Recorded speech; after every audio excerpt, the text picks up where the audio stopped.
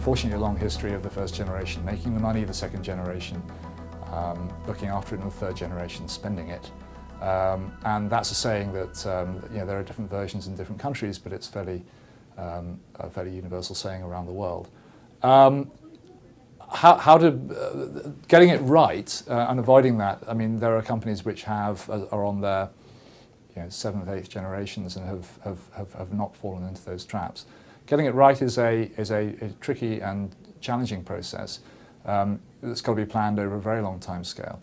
The companies that do this best are, particularly where the family is still involved in management, are enormously thorough in their preparation. A family I work with, for example, has a program where anyone that wants to be in the business would need to train over a 12-year period. And it's very clear how that would work.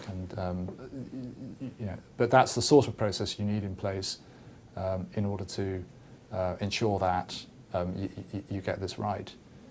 Succession is a tremendously important part of the planning for any family business. Interestingly, we did a global survey we just got the results of about how well this is working in practice.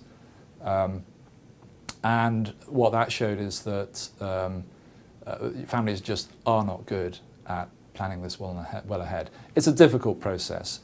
It's difficult mechanically, it's also difficult emotionally. It's the whole human process of letting go and passing on to the next generation.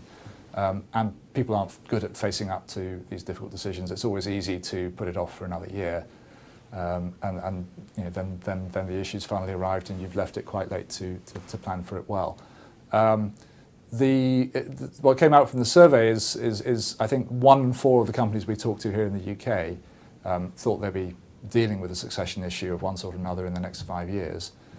The other 3 in 4, completely in denial, don't reckon they will ever have to deal with a succession issue, so go work that one out. Of the ones that are facing up to it, a really disappointingly small percentage actually have thought through it in a structured way. And that's really something businesses have to get right in order to get onto this. And the only way to do that is to take quite a structured approach to it over a very long period.